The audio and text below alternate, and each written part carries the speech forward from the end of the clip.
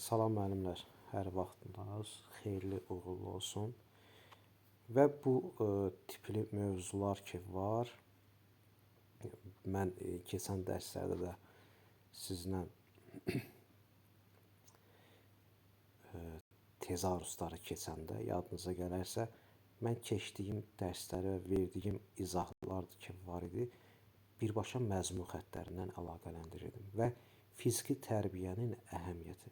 Fiziki tərbiyənin əhəmiyyətini də məzmun xəttlərindən əlaqələndirib birbaşa yaddaşınıza həkk eləyəcəm və mənim metodumdur. Yəni mən bu metoddan istifadə edirəm. Yəni bu formada daha yadda qalan olur.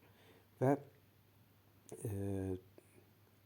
biz keçdiyimiz dərslər, yəni məzmun xəttləri biliriksə, məzmun xəttlərini tam anlaya biliriksə, var birinci məzmun xətti, ikinci, üçüncü və dördüncü məzmun xətti informasiya təminatı nəzəri biliklərdir və hərəki bacarıq və vərdişlərdir, hərəki qabiliyyətlər və mənəvi iradə xüsusiyyətlər.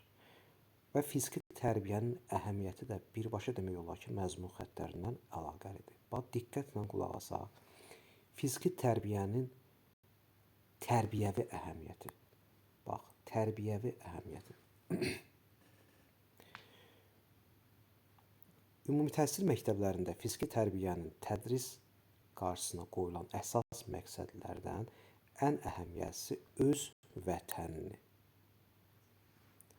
xalqını, millətini sevən fiziki cəhətdən hazırlıqlı, nümunəvi davranışa malik, mübariz və insanı tərbiyə etməkdir. Səmərəli qoyulmuş fiziki tərbiyə prosesi qeyd olunan məqsədlərin həyata keçirilməsi üçün zəruri şəraitin yaradılmasına imkan verir. Vətənini, davranışını, xalqını, millətini və səmərəli və birbaşa bu neçənci məzmun xətti olacaq?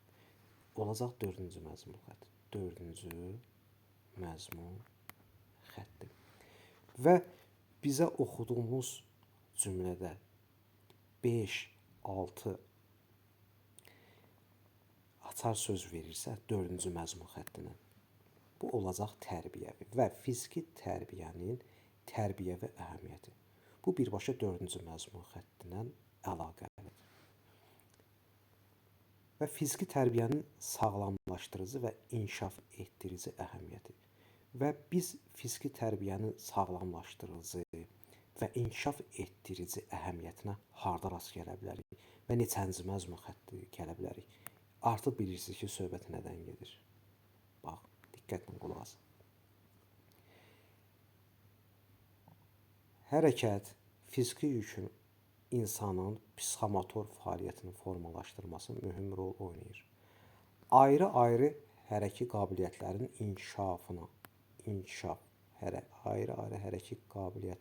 inkişafına yönəlmiş fiziki yükün dərs prosesində tətbiqi, qan dövranının intensivləşdirilməsi filan, bax bunlar, bu olacaq neçənci məzmun xətti sizcə?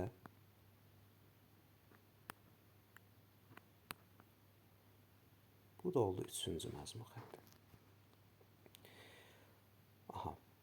Gəldik fiziki tərbiyənin maarifləndirici əhəmiyyəti. Biz kimisə maarifləndiririksə, birbaşa bizim neyimizlə əlaqə olmalıdır? İnformasiyamızla, danışığımızla. Qulaq asaq. Fiziki tərbiyə prosesində insanın sağlamlığı və ona təsir edən amillər haqqında geniş informasiyanın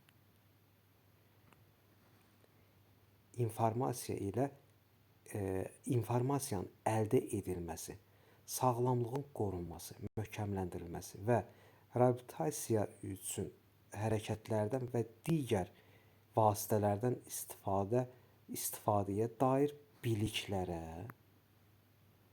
və metodlara yiyələnmə, özünün sağlam olmaq məsuliyyətini dərk etmək, sağlamlığın mədəniyyətinə malik olan gənclərin cəmiyyətə inteqrasiyası üçün şərait yaradır.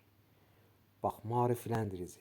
Yəni artıq biz bu mövzunu oxuyanda informasiyanı gördük, bilikləri gördüksə, deməli maarifləndirici. Burada bir danışıq var. Sizcə neçənci məzmun xətti olar?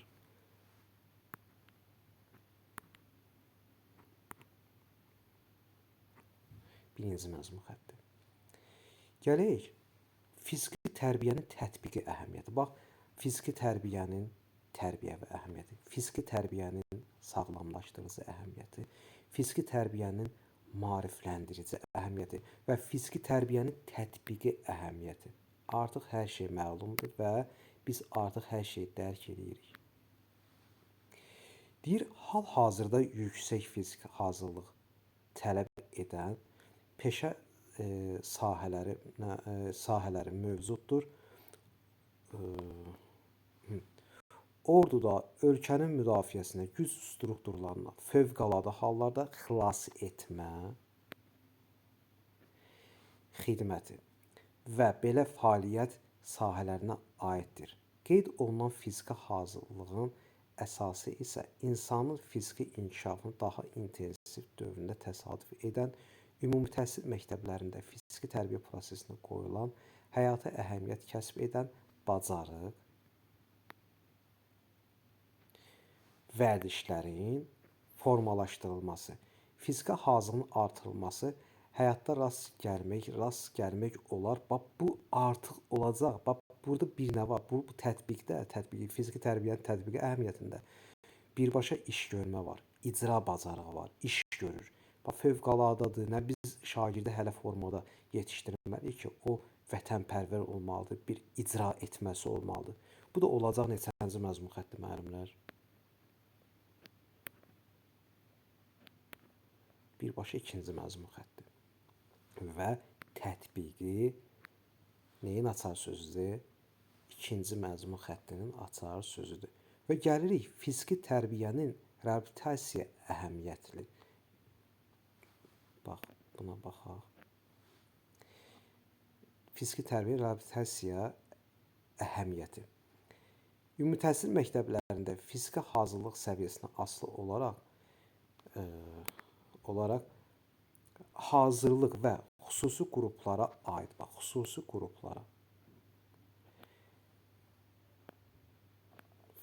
qruplara, şagirdlərdə və eləcə də müəyyən fiziki qüsuru olan, xüsusi qruplara, xüsusi qüsuru olan birbaşa nə olacaq? Reabilitasiya, yəni bunu da açar sözlər kimi tapmaq çox rahatdır. Və keçdiyimiz bu açar sözlərlə və məzmun xəttlərlə bunları əlaqələndirsək, tam rahat şəkildə öyrənə biləcəyik. Düzdür, mövzu bizə uzun gələ bilər, çox uzun gələ bilər. Amma mən artıq bunları sual cavab eləyəndə biz bunları məzmun xətti ilə əlaqələndirib tam rahat şəkildə cavablandıra bilərsiniz. Sağ olun, salamat qalın.